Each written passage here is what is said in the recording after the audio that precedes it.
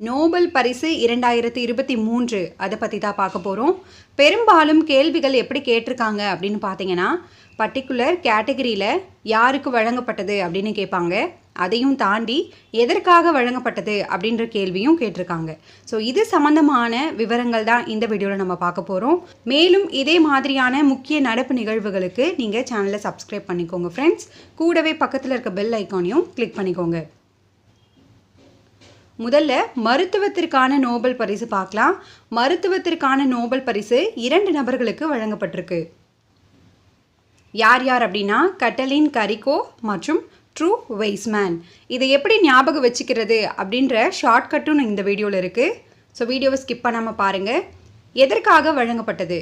கோவிட்-19க்கு எதிராக போராடுவதில் முக்கிய பங்காற்றிய mRNA தடுப்பூசிகளுக்கான முன்னோடி பணிக்காக இவர்கள் இருவரும் இந்த விருதினை பகிர்ந்து கொள்கின்றனர். ஸோ இதற்கான ஷார்ட்கட் என்ன அப்படின்றத பார்க்கலாம். Shortcut go man.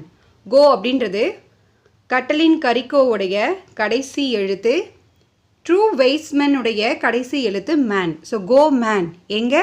ஹாஸ்பிட்டலுக்கு. அப்படி இல்லைனா இன்னொரு ஷார்ட்கட், ஹாஸ்பிட்டலில் வந்து பார்த்தீங்கன்னா கட்டல் இருக்கும், மேலும் வார்ட்மேன் இருப்பாங்க. வார்ட்மேன் அப்படின்றது வெய்ஸ்மேனை குறிக்குது. அடுத்து அமைதிக்கான நோபல் பரிசு. அமைதிக்கான நோபல் பரிசு ஒரு பெண்ணுக்கு வழங்கப்பட்டிருக்கு. அவருடைய பெயர் நர்கீஸ் முகமதி. நர்கீஸ் முகமதி ஈரான் நாட்டு பெண். எதற்காக வழங்கப்பட்டது அப்படின்னு பார்த்தீங்கன்னா, ஈரானில் பெண்கள் அடக்குமுறைக்கு எதிராக போராடும் அவரது முயற்சிக்காகவும் மனித உரிமைகள் மற்றும் அனைவருக்கும் சுதந்திரத்தை மேம்படுத்துவதற்கான அவரது போராட்டத்திற்காகவும் நோபல் பரிசை பெற்றுள்ளார். அமைதிக்கான நோபல் பரிசை பெறும் 19வது பெண் யாருன்னு பார்த்தீங்கன்னா நர்கீஸ் முகமதி. மேலும் 2வது ஈரானிய பெண்ணும் இவர் ஆவார். ஸோ இதற்கான ஷார்ட்கட் என்ன அப்படின்றதையும் நம்ம பார்க்கலாம். ஷார்ட்கட் முகம் அமைதியாக இருக்கணும். முகம் எப்போவுமே பீஸ்ஃபுல்லாக இருக்கணும். பீஸ்ஃபுல் அப்படின்றது பீஸ் நோபல் ப்ரைஸ். முகமதி அப்படின்றது முகத்தை குறிக்குது. அடுத்து இலக்கியத்திற்கான நோபல் பரிசு. இலக்கியத்திற்கான நோபல் பரிசை பெற்றவர் ஜான் ஃபோர்ஸ். இலக்கியத்திற்கான நோபல் பரிசை பெற்றவர் ஜான் ஃபோர்ஸ். எதற்காக அவர் இந்த பரிசை பெற்றார்? சொல்ல முடியாதவற்றிற்கு குரல் கொடுக்கும் அவரது புதுமையான நாடகத்திற்காகவும் உரைநடைக்காகவும் இந்த விருதினை அவர் பெற்றுள்ளார். இதற்கான ஷார்ட்கட் என்ன அப்படின்றத பார்க்கலாம். Little John. ஆமாங்க, இதான் ஷார்ட்கட். லிட்டில் அப்படின்றது லிட்ரேச்சர், இலக்கியத்தை குறிக்குது. ஜான் அப்படின்றது ஜான் ஃபோர்ஸ். இலக்கியத்திற்கான நோபல் பரிசுக்கான ஷார்ட்கட் லிட்டில் ஜான். அடுத்து பொருளாதாரத்திற்கான நோபல் பரிசை பெற்றவர் ஒரு பெண்.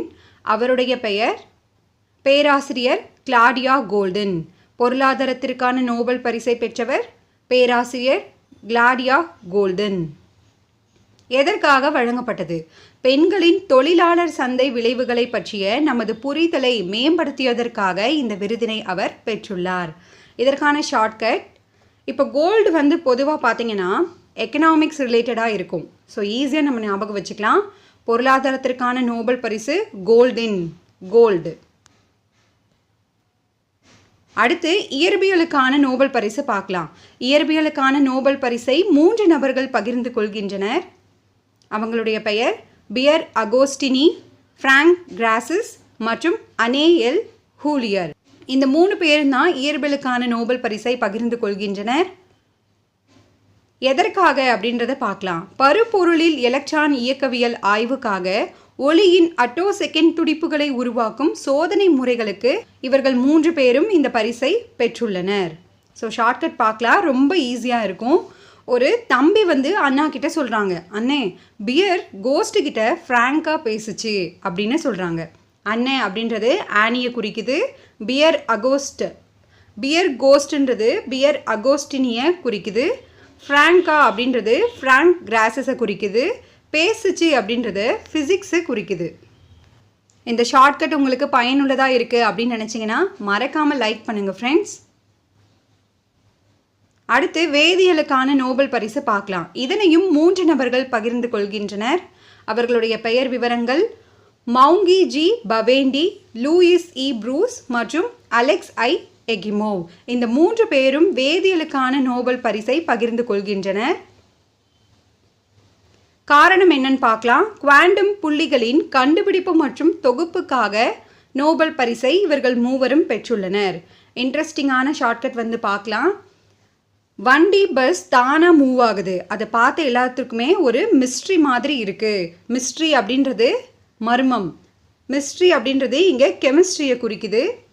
வண்டி அப்படின்றது மௌங்கி ஜி பவேண்டி வண்டி.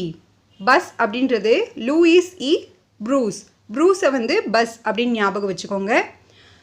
மூவ் அப்படின்றது இங்கே எக்கிமோவ் அப்படின்ட்டு இருக்கு பாருங்கள், மூவ். அலெக்ஸ் ஐ எக்கிமோவை குறிக்குது. வண்டி பஸ் தானாக மூவ் ஆகுது, அதை பார்த்த எல்லாத்துக்குமே அது ஒரு மிஸ்ட்ரி மாதிரி இருக்குது. கூடுதல் தகவல்கள் பார்க்கலாம் ஃப்ரெண்ட்ஸ். இது வந்து பார்த்தீங்கன்னா நோபல் பரிசு சம்பந்தமான கேள்விகள், மிக முக்கியமான கேள்விகள். 1 by 1 பார்க்கலாம். முதல் கேள்வி, நோபல் பரிசை கண்டுபிடித்தவர் யார்? நோபல் பரிசை கண்டுபிடித்தவர் ஆல்ஃப்ரெட் நோபல். இவர் தான் நோபல் பரிசை கண்டுபிடித்தவர். அடுத்து இரண்டாவது கேள்வி, எந்த ஆண்டு முதல் நோபல் பரிசுகள் வழங்கப்பட்டன? ஆன்சர் 1901ஆம் ஆண்டு. 1901ஆம் ஆண்டு தான் முதல்ல நோபல் பரிசுகள் வழங்கப்பட்டன. அடுத்து மூன்றாவது கேள்வி, மொத்தம் எத்தனை பிரிவுகளில் நோபல் பரிசு வழங்கப்படுகிறது? ஆன்சர் 6 பிரிவுகள். மொத்தம் 6 பிரிவுகளில் நோபல் பரிசு தற்போது வரை வழங்கப்பட்டு வருகிறது. நான்காவது கேள்வி, அமைதிக்கான நோபல் பரிசு எங்கு வழங்கப்படுகிறது? ஆன்சர் நார்வேயில் உள்ள ஒஸ்லோ என்ற இடத்துல தான் வழங்கப்படுது. ஸோ மொத்தம் 6 பிரிவுகளில் வழங்கப்பட்டாலும் அமைதிக்கான நோபல் பரிசு மட்டும் நார்வேயில் வழங்கப்படுது. மற்ற நோபல் பரிசுகள் அனைத்துமே ஸ்வீடனின் ஸ்டாக்ஹோமில் வழங்கப்படுகிறது. பேங்க் எக்ஸாமில் இந்த கேள்விகள்லாம் கேட்டிருக்காங்க, ஸோ நோட் பண்ணிக்கோங்க. அடுத்து 5வது கேள்வி, இந்தியாவில் முதல் நோபல் பரிசு பெற்ற நபர் யார்? இந்த கேள்வி தேர்வில் நமக்கு கேட்டிருக்காங்க, டிஎன்பிஎஸ்சியில் கூட. ஆன்சர் ரவீந்திரநாத் தாகூர். 1913ஆம் ஆண்டு இலக்கியத்திற்கான நோபல் பரிசை ரவீந்திரநாத் தாகூர் பெற்றார். 6வது கேள்வி, இதுவரை நோபல் பரிசு பெற்ற இந்தியர்கள் எத்தனை பேர்? இதுவரைக்கும் 9 நபர்கள் நோபல் பரிசை பெற்றுள்ளனர் இந்தியாவின் சார்பில். அடுத்து 7வது கேள்வி, நோபல் பரிசு பெற்ற முதல் இந்திய பெண் யார்? ஆன்சர் அன்னை தெரசா.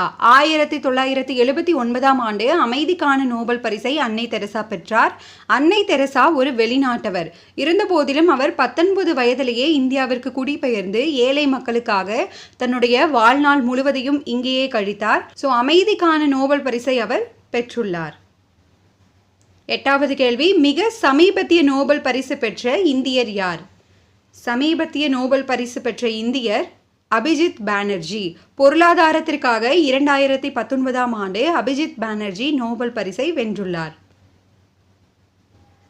நோபல் பரிசு பெற்ற இந்தியர்கள் அந்த 9 பேர் யார் யார் அப்படின்ற லிஸ்ட்டை பார்க்கலாம். முதலாக 1913ஆம் ஆண்டு இலக்கியத்திற்கான நோபல் பரிசை ரவீந்திரநாத் தாகூர் வென்றார். அதற்கப்புறம் பார்த்தீங்கன்னா CV ராமன் இயற்பியலுக்கான நோபல் பரிசை 1930ஆம் ஆண்டு பெற்றுள்ளார். ஹரி கோவிந்த் குரானா மருத்துவத்திற்கான நோபல் பரிசு 1968ஆம் ஆண்டு. அடுத்து அன்னை தெரசா அமைதிக்கான நோபல் பரிசு 1979. அடுத்து 1983ஆம் ஆண்டு இயற்பியலுக்கான நோபல் பரிசை வென்றவர் சுப்பிரமணியம் சந்திரசேகர். அடுத்து 1998ஆம் ஆண்டு பொருளாதாரத்திற்கான நோபல் பரிசை வென்றுள்ளார் அமர்த்தியா சென். வெங்கட்ராமன் ராமகிருஷ்ணன் என்பவர் வேதியியலுக்கான நோபல் பரிசை 2009ஆம் ஆண்டு பெற்றுள்ளார். கைலாஷ் சத்யார்த்தி அமைதிக்கான நோபல் பரிசை 2014ஆம் ஆண்டு பெற்றுள்ளார். கடைசியாக அபிஜித் பானர்ஜி பொருளாதாரத்திற்கான நோபல் பரிசை 2019ஆம் ஆண்டு வென்றுள்ளார்.